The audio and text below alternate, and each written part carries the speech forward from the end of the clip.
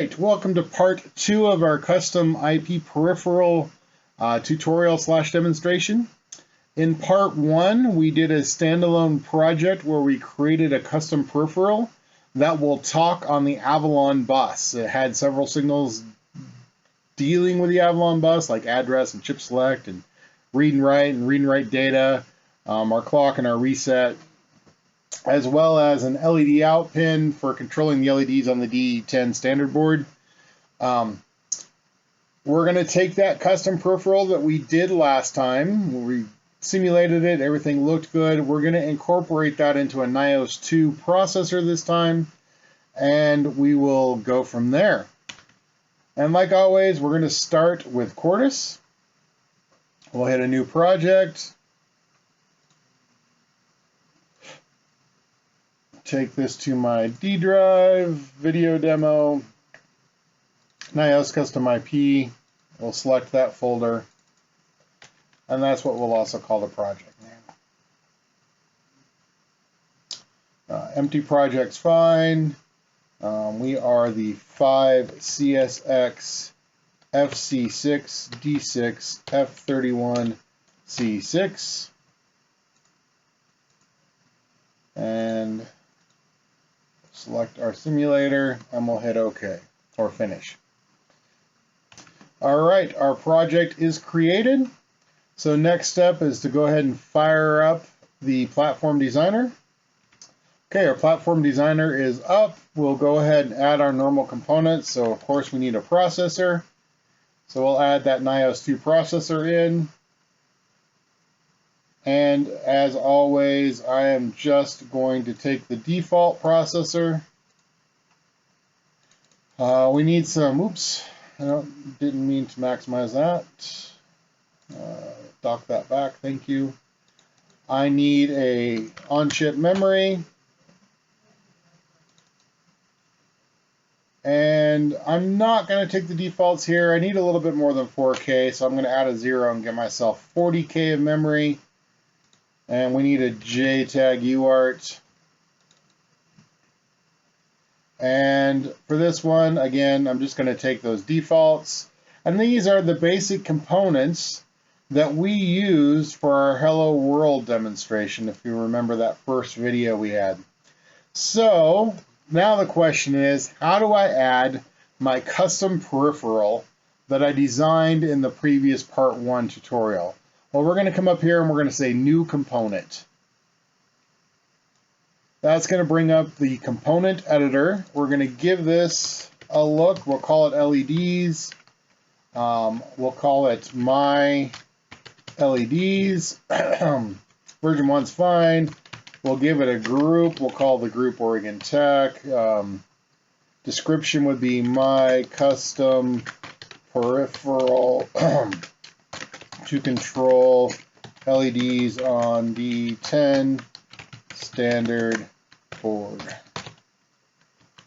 Created by me. I could give it an optional icon. If I had a data sheet for what I wrote, I could put it right here. So that's the first part. That's the component type. Right now, if we look at the block symbol, there's not much to see. Now we need to go grab the synthesis file that's the actual meat of our component, right?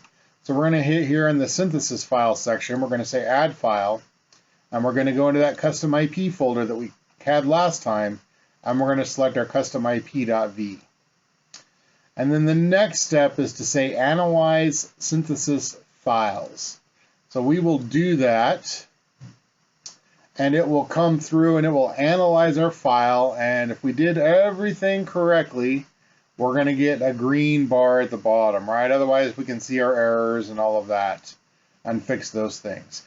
Optionally, I can also copy my synthesis file into my Verilog simulator file from the synthesis. Now, if we go back and look at our block symbol, we'll notice we have all of our signals that we wrote in the last one. I don't have any parameters, so I can leave that part alone. The last part is our signals and interfaces. And we have a couple of things to fix, but let's go through this first. We can see a reset section here, and that found our reset inline, so we're all good there, right? We have a clock that found our clock line. We're all good there. The advantages of naming my input and outputs the way I did is they match up to the names on the Avalon bus. So this part is a lot smoother. I don't have to go find things, right? My write data is there, my write, my read data, my read, my chip select, my address. However, my LED out, that is not part of the Avalon bus, so it shouldn't be part of my Avalon section. That was an output that was going to drive the LEDs on my board. So I need to add an interface, and the interface I need to add is a conduit. A conduit is something that we can add in that is associated with something outside of our chip. So I'm just going to take those LED out, and I'm going to drag it down here to our conduit end that we just added. And it's not a read data signal. We're just going to call it LEDs because it's a custom signal. Now you'll notice I still have 3 little errors down here, and that's because I haven't associated a clock and a reset with my Avalon bus yet. So right here where it says associated clock, I'm just going to hit the drop down and hit clock. That's this section right here, right? So it's going to associate my clock section, which is my clock signal. And then we're going to associate the reset section, which contains my reset in. So there we go. That got rid of all of my problems. Now I can hit finish. If you want, you can go look at a few more things. Like there's a signals window, which is just an optional, a different view of the signals and interfaces. There's also an interfaces window if you want to look at those individually. We can edit parameters. You can see your timing, read and write waveforms, and all of that. So we're all good there. I'm going to go ahead and hit that finish. And of course I want to save. And as soon as I do that, we're going to notice under project, I now have my folder I created. And under there, I've got my LEDs. So I can double click on my LEDs just like any other component. And here it is, right? I can optionally show all the signals, but there we go. We have the Avalon slave, we have the clock, the reset, and the conduit in coming out. I can go ahead and hit finish. And there's my LEDs, right? So like always, we'll rename all these things. So this is a Nios custom IP. This is our SRAM. This is our debug. Oops. And this is our LEDs. And we'll go ahead and wire this up, right? Like always, my data reset request is going to go up to the reset of the clock. And then we're going to wire up clock and reset to all of my peripherals. There we go. And then we need to wire up the instruction and data buses. So the SRAM needs both. The debug only needs the data, and the LEDs only needs the data. I need to wire up my interrupt for the debug. That's now up there. And the last thing I got to do is export my LED signal. We'll just call that LEDs. So there we go. There's our wiring. Now we just need to assign our base addresses and our reset and exception vectors. So that goes to SRAM, that goes to SRAM. And we are good. And like always, I will name this the same name as my top level. That will save me from having to do an instantiation template.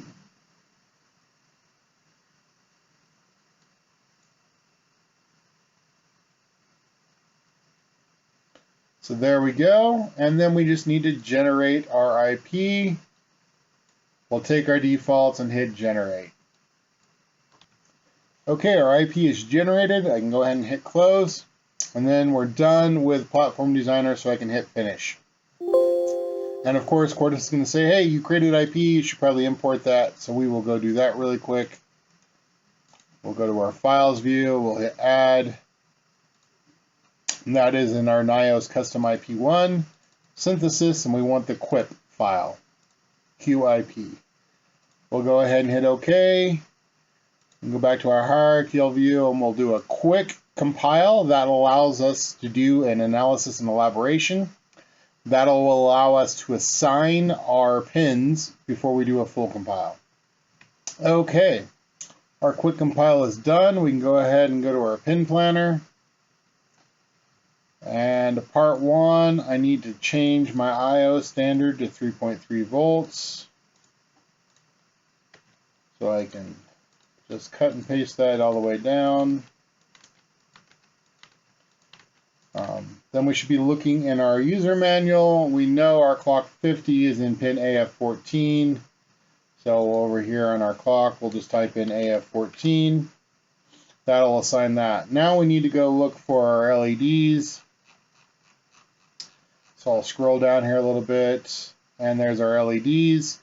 I'm just going to move this user manual to the other page so I can assign it. And we'll start with 9. 9 is AC22. 8 is AB22. 7 is AF24. 6 is AE24. 5 is AF24. Oh, sorry, AF25. And the next one is AG25. Then AD24. 2 is AC23. 1 is AB23. And then last but not least, 0 is AA24. So there's all of our pins assigned, and we can now go ahead and kick off the full compilation.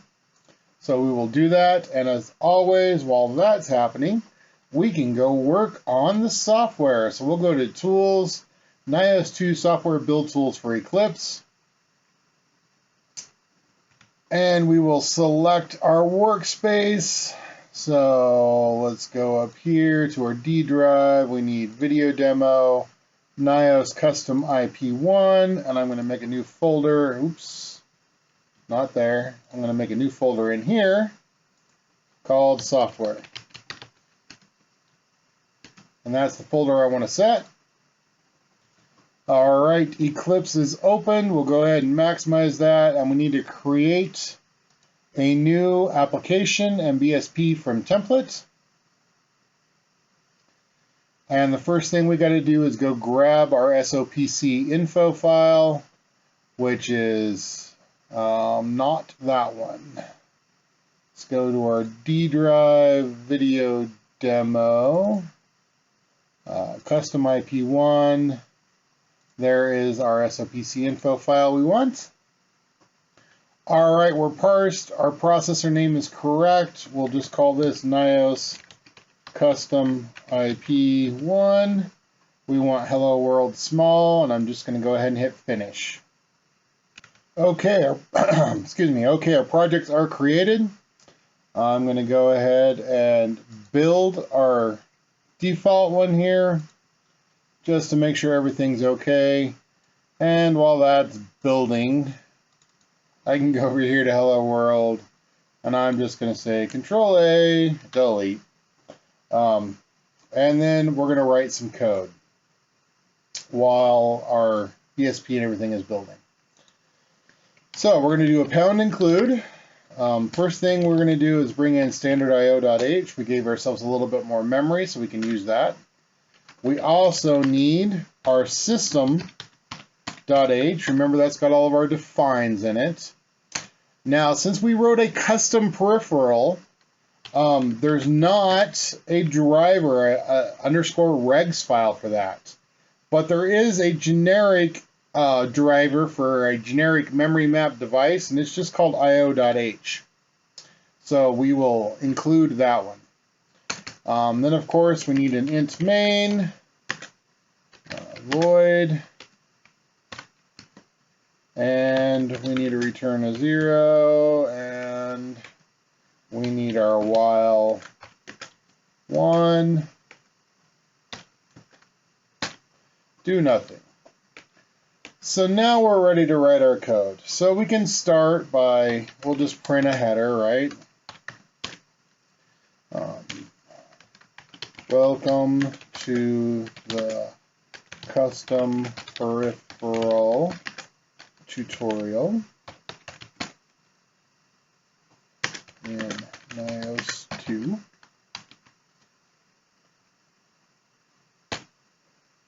And then we can go look. Let's open up that IO folder. Oh, come on. You're not going to do it while you're compiling. It's not going to do while it's compiling.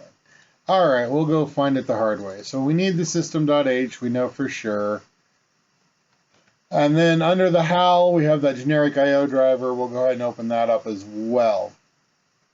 What I care about are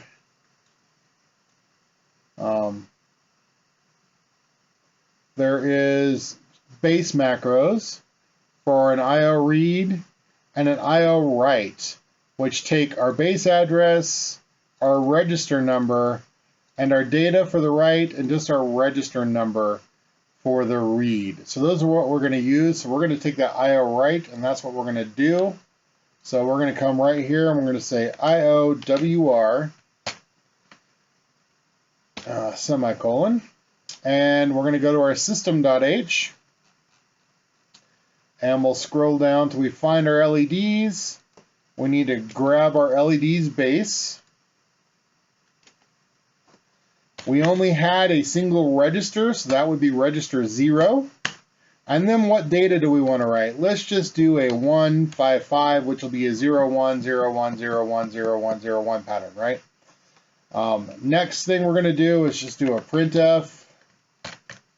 The custom peripheral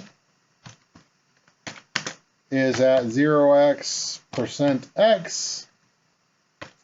And we're going to do an IO read. And remember, the read is the base and the register number, which is just 0. So that's pretty much my program. It's pretty simple. I'm going to go ahead and hit save here, and then we will build this again.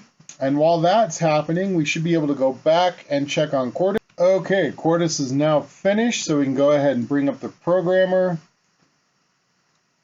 And we'll just do a quick save before we modify anything. I need the 5CSX-FC6D6 chip. Yes, I would like to change. And we will bring in our video demo Nios II output file RSOF. I'll hit the button just for fun. We'll save all those changes so I don't have to do it next time. And we'll hit start to program our board. And if we look, our board is now indeed programmed. So we can minimize that, and we're back here. So next, we need to do a run configuration. And we need to do a new run configuration.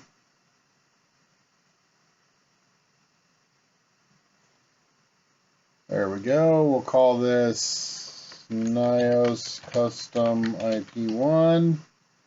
And we'll go over here to target. We'll hit refresh, so it brings it up. We can hit apply. I could hit close and then go run it from the menu, or I can just hit run from right here. So I'm just going to hit run from right there. While that's happening, I will bring up our board again. Okay, we're just about done programming. We're at 64% here.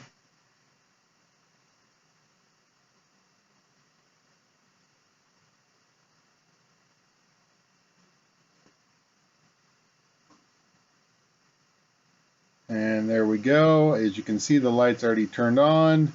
And I forgot to put a /in in my custom peripheral, but there we go, right? Welcome to custom peripheral tutorial in Nios II. The custom peripheral is at 155. So I can change this, right? Well, number one, we can add in our /in right here.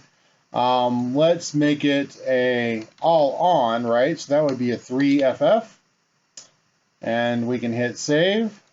And we can run as Nios II hardware again. Bring back up our board.